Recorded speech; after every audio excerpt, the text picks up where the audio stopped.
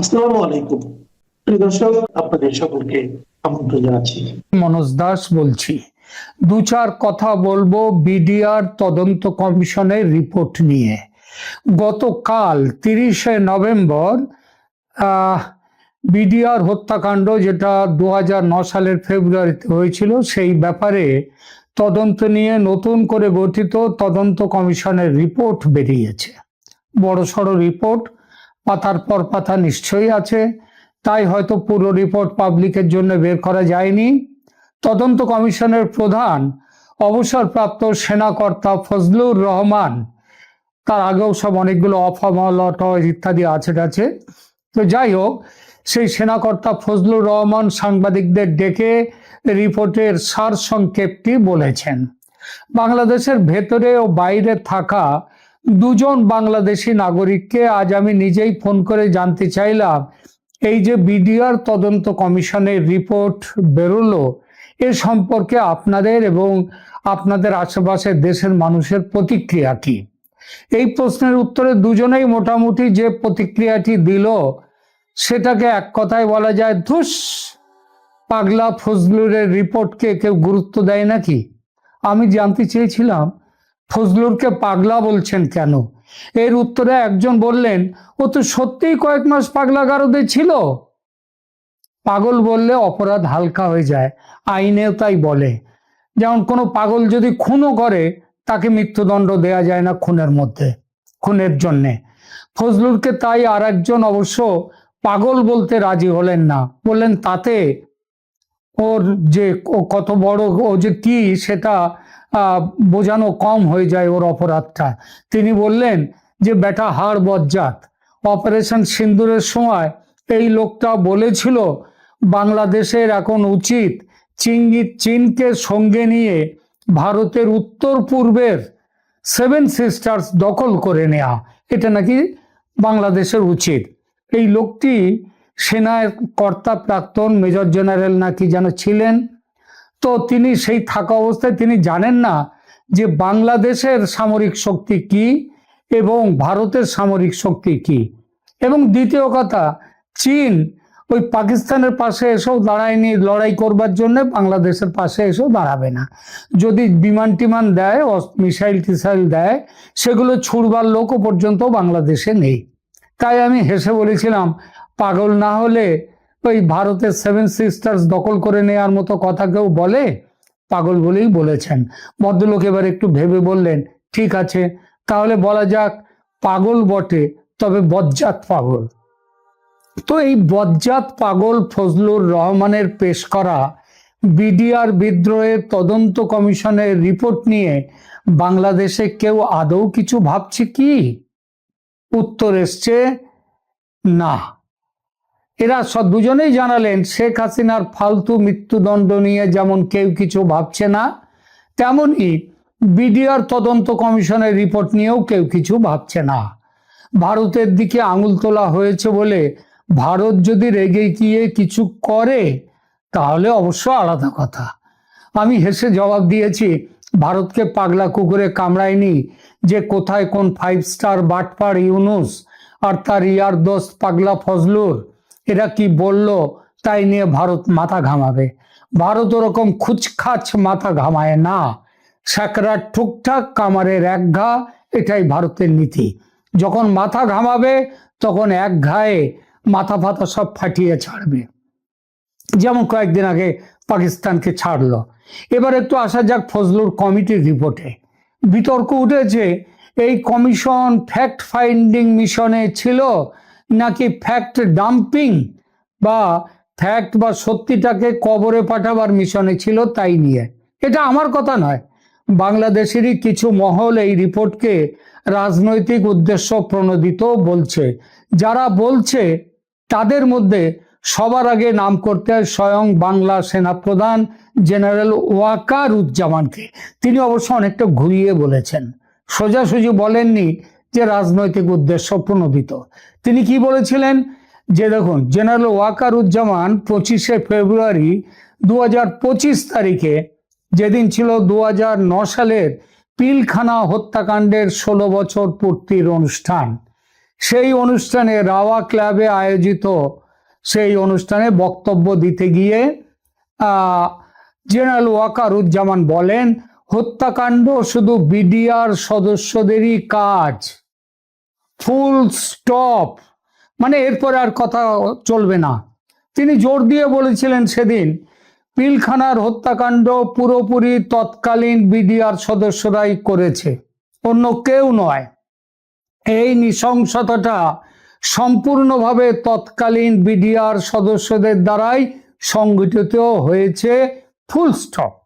এখানে কোনো if R but নেই। তিনি আরো বলেন, কোনো আর্মি সদস্য এই বর্বরতার সঙ্গে জড়িত ছিল না, এটা সব সময় মাথায় রাখতে হবে। বিচার ও সাজা পাওয়া বিডিআর সদস্যদের প্রশ্নবিদ্ধ না করার সতর্ক বার্তা তিনি দেন। তিনি দীর্ঘদিন ধরে চলমান বিচার প্রক্রিয়াকে অক্ষুণ্ণ রাখার কথা বলে নতুন করে প্রশ্ন তোলার বিরুদ্ধে সতর্ক করে দিয়েছিলেন। বলেছিলেন, আপনি যদি ইফ আর বাট আনেন তাহলে 16-17 বছর ধরে যে বিচার প্রক্রিয়া চলছে, যাদের শাস্তি হয়েছে এবং যারা 16-17 বছর ধরে জেলে আছে, সেই বিচার প্রক্রিয়া ব্যাহত হবে। বিচার প্রক্রিয়া নষ্ট করবেন না। যারা শাস্তি পেয়েছে তাদের শাস্তি পাওয়ারই কথা। কমিশন গঠনের সরকারি সিদ্ধান্তকে সরাসরি সমালোচনা না করেও তিনি বটম লাইন বেঁধে দেন। একই বক্তৃতায় তিনি বলেন, বটম লাইন হলো, আমাদের যে অফিসাররা শহীদ হয়েছেন তারা বিডিআর সদস্যদের গুলিতেই নিহত হয়েছেন। অর্থাৎ কমিশন যাই বলুক না কেন, তিনি আগেই বটম লাইন বা উপসংহার ঠিক করে দিয়েছেন। কেবল বিডিআর সদস্যরাই হত্যার জন্য দায়ী, অন্য কিছু নিয়ে বেশি কথা তুললে তা যেন বিচার প্রক্রিয়াকে ডিস্টার্ব না করে। তিনি অভিযোগ করেছিলেন সেই দিন, সেই 25শে ফেব্রুয়ারি এবছরে, যে কিছু মানুষ এখন ভিন্ন মত দিচ্ছে এবং বিষয়টিকে ভিন্ন দিকে টানার চেষ্টা করছে। এটাতে আমাদের জন্য, কারো জন্য ভালো হবে না। কে বলেছেন কথাগুলি? বাংলাদেশের আসল শক্তির চাবিকাঠি যাদের হাতে আছে বলা হয়, সেই পরাক্রমশালী দেশপ্রেমিক সেনাবাহিনীর সর্বাধিনায়ক জেনারেল ওয়াকারুজ্জামান। একটি অবৈধ দখলদার সরকার যে সেনাবাহিনীকে ফুটো কড়ি দামও দেয় না, সেটা আর একবার প্রমাণ হলো এই ফজলুর তদন্ত কমিটির রিপোর্টে। 2-4 কথায় বলি, এই যে ফজলুরের রিপোর্টের মূল বক্তব্য, তার মূল বক্তব্য হচ্ছে, ঘটনার দায় তৎকালীন ক্ষমতাসীন দল আওয়ামী লীগের।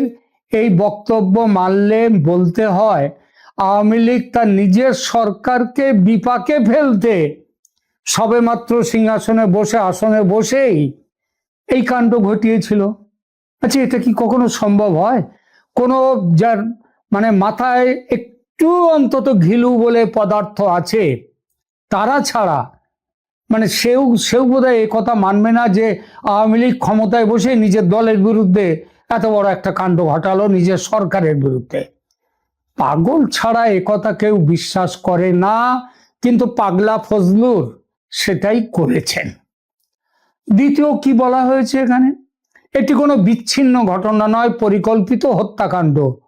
মানে যারা নিহত হয়েছেন তাদেরকে পরিকল্পনা করে হত্যা করা হয়েছে। কারা তার মূল নিহত হয়েছিলেন? সেনাবাহিনীর লোকজন বেশি।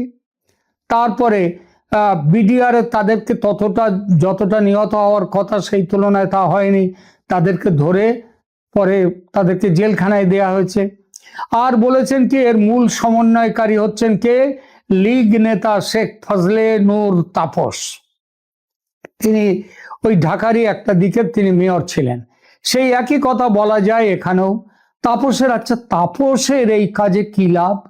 কেন তিনি এই কাজ করবেন? তার কোনো জবাব কিন্তু পাগলা ফজলুরের রিপোর্টে নেই। তিনি টাকার জন্য এটা করেছেন নাকি নিজের ক্ষমতা দেখাবার জন্য এটা করেছেন, তার কোনো রিপোর্ট নেই এখানে।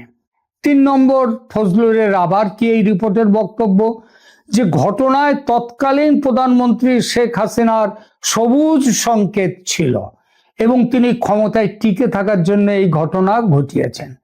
যিনি 2 মাস আগে না 1 মাস আগে ক্ষমতায় এসেছেন ভোটে জিতে 5 বছরের জন্যে, তিনি ক্ষমতায় এসে তার বিরুদ্ধে এমন কি হলো যে তিনি নিজেই সরকারের থেকে এত বড় একটা ব্যাপার ঘটিয়ে দিলেন, তার একটা সরকারের বিপদ ডেকে আনলেন। এটা কোনো পাগলে এটা বিশ্বাস করতে পারে? কিন্তু পারে। পাগলা ফজলুর তাই পেরেছেন, তিনি তাই লিখেছেন। 4 নম্বর দেখুন, আরো একটা জিনিস হচ্ছে কি, তদন্তে একটি বিদেশি শক্তি মানে ভারতের যোগসাজশের ভূমিকা আছে। বাংলাদেশে কেন তেল নেই? কারণ ভারত। কেন জল বেশি? ভারত। কেন খাবার নেই? ভারত। সব কিছুর জন্য ভারত দায়ী। এরপরে যদি কারোর বাড়িতে বিবি চলে যায়, তার জন্য দায়ী হবে ভারত। বাটপার ইউনূসের দেশ শাসনের এটা হলো গিয়ে ট্যাগলাইন। যা গালাগাল দিতে হয় ভারতকে লক্ষ্য করে দাও, নতুন কিছু নয়। ফজলুর রহমান তিনি পাগল, আর সেই সঙ্গে মাতাল হলেও তালে যে ঠিক সেটা বুঝিয়ে দিয়েছেন। তারপর আর কি বলেছেন হত্যাকাণ্ড ঠেকাতে তৎকালীন সরকার, পুলিশ এবং গোয়েন্দা সংস্থাগুলি মারাত্মক রকমের ব্যর্থতা ছিল। হ্যাঁ, মারাত্মক রকমের। এসব দেখুন। এরপরে বলেছেন কতজন ভারতীয় তারা নাকি ওখানে এসছিল, তারা ওখানে এসে এইসব কাণ্ড ঘটিয়েছে। এসবগুলো নিয়ে অনেক গল্প গাছা আছে। এসব গল্পগুলো মানে সাধারণ মাথায় যারা আছেন, সাধারণ বুদ্ধির লোক, তারা তো বিশ্বাস করবেন না। যাদের ঘিলু বলে পদার্থ নেই, কিংবা অতিরিক্ত ঘিলু থাকার জন্য মাথার মধ্যে যাদের ঘিলু একেবারে গিজগিজ করছে, গিজগিজ ঘিলুর জন্য বেশি পণ্ডিত হলে আবার একটু মূর্খ হয়ে যায়। তো সেই রকম ওই পাগলা ফজলুর হচ্ছে সেই রকমই। তিনি এইসব অনেক কিছু ছাইপাশ লিখে গেছেন, সেসবগুলো নিয়ে আর বিরাট কিছু। বাংলাদেশে 5ই আগস্টের পর থেকে ইউনূস নতুন নতুন নাটক মঞ্চস্থ করছে।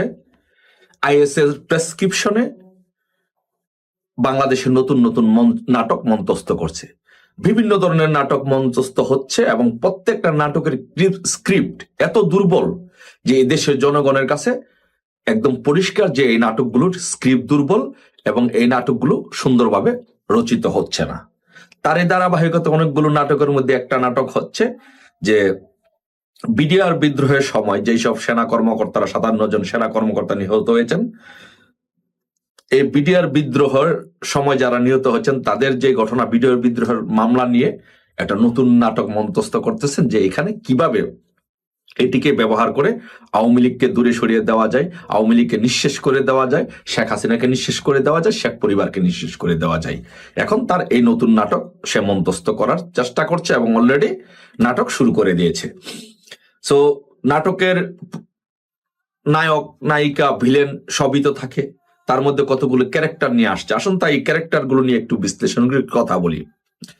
যে নাটকে আমি যদি বলি যে জাহাঙ্গীর আলম, লেফটেন্যান্ট জেনারেল যে জাহাঙ্গীর সাহেব, উনি যে বর্তমানে স্বরাষ্ট্র উপদেষ্টা,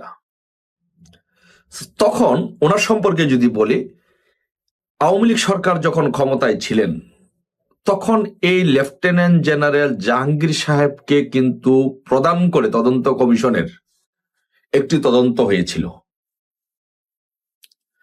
সো তখন তাহলে লেফটেন্যান্ট জেনারেল জাহাঙ্গীর যেই তদন্ত কমিশনে যে প্রতিবেদন জমা দিয়েছিল যে এই বিডিআর বিদ্রোহের ঘটনাটা, বিডিআর এর মধ্যে যারা বঞ্চিত ছিল ক্ষোভের বহিঃপ্রকাশ থেকে, তারা এই ঘটনাটি ঘটিয়েছে, এই বিডিআর সদস্যরা এই ঘটনাটি ঘটিয়েছে, এই প্রতিবেদন জাহাঙ্গীর আলম দিয়েছে।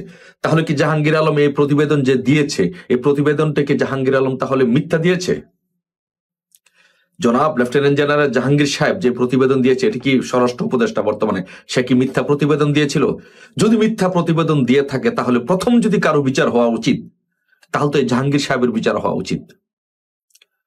তো এখন দেশবাসীর প্রশ্ন স্পষ্ট, দেশবাসী হয়তো বিষয়টা বুঝতে পারছেন যে আওয়ামী লীগ সরকার আমলে এই বিডিআর বিদ্রোহের ঘটনায় যে প্রতিবেদন জমা দেওয়া হয়েছে, প্রতিবেদনের প্রধান ছিলেন এই বর্তমান স্বরাষ্ট্র উপদেষ্টা লেফটেন্যান্ট জেনারেল জাহাঙ্গীর সাহেব। তো তাহলে উনি কি তখন ওই প্রতিবেদন মিথ্যা প্রতিবেদন দিয়েছিলেন? আর যদি মিথ্যা প্রতিবেদন দিয়ে থাকে তাহলে তো এখন বর্তমানে সবার আগে যার বিচার হওয়া উচিত তাহলে জাহাঙ্গীর সাহেবের বিচার হওয়া উচিত। তো ইনুস কি যাই জাহাঙ্গীর সাহেবের স্বরাষ্ট্র উপদেষ্টা জাহাঙ্গীর সাহেবের বিচার করবেন? এটা দেশবাসীর প্রশ্ন। নাটকের স্ক্রিপ্ট কত দুর্বল দেখেন। তারপরে আসেন সেকেন্ড থিং হচ্ছে যে এখন যে বর্তমানে যে সেনা প্রধান আছেন জনাব ওয়াকারুজ্জামান, তখন উনি মেজর ছিলেন এবং ওই পিলখানায় তখন উনি উপস্থিত ছিলেন, তখন উনি কর্মরত ছিলেন। তো তাহলে ওই পিলখানা কর্মরত থাকা অবস্থায় উনি ওই ঘটনাটা ঘটেছে এবং উনি তার বক্তব্যের মধ্যে বলেছেন যে বিডিআর বিদ্রোহের যে তদন্ত হয়েছে, যে বিচার হয়েছে, এটা নিয়ে আর কোনো কথা বলা যাবে না, ফুল স্টপ। তখনকার বিডিআর সদস্যরাই, বিডিআর জওয়ানরাই তখন ক্ষুব্ধ হয়ে তারা এই ঘটনাটি ঘটিয়েছে, এটা নিয়ে আর কোনো কথা বলা যাবে না, ফুল স্টপ। তার মানে হচ্ছে এখন যে আবার নতুন করে তদন্ত প্রতিবেদন দেওয়া হলো একজন মাতাল জেনারেল ফজলুর রহমানকে দিয়ে, ফজলুর রহমান সম্পর্কে পরে বলছি, ওনাকে দিয়ে যে তদন্ত প্রতিবেদন দেওয়া হলো, তাহলে জেনারেল ওয়াকারুজ্জামান যেই কথা বলেছেন যে ফুল স্টপ, এখানে এটা নিয়ে আর কোনো তদন্ত করা যাবে না, এবং উনি ওই সময় দায়িত্বে ছিলেন, তাহলে কি ওনার বিচার হবে? ইনুস কি জেনারেল ওয়াকারুজ্জামানের বিচার করবেন? এটা দেশবাসী জানতে চায়, আমরা জানতে চাই। তারপরে আসেন, আপনি দলগত ভাবে আপনি আওয়ামী লীগকে দোষী করছেন, জনাব তাপস সাহেবকে দোষী করছেন। আপনি কেন দলগত ভাবে আপনি আওয়ামী লীগকে শেষ করতে চাচ্ছেন, নিঃশেষ করতে চাচ্ছেন? এখান থেকে দলগত ভাবে আওয়ামী লীগকে দায়ী করে আওয়ামী লীগকে নিঃশেষ করতে চাচ্ছেন, এবং আপনি বলছেন যে এখানে ভারতের ইন্ধন ছিল, এখানে ভারতের প্রত্যক্ষ সহযোগিতা, মদত ছিল। তাহলে ভারতের মদত থাকলে যারা গুলি করেছে, যেই সব বিডিআর জওয়ানরা,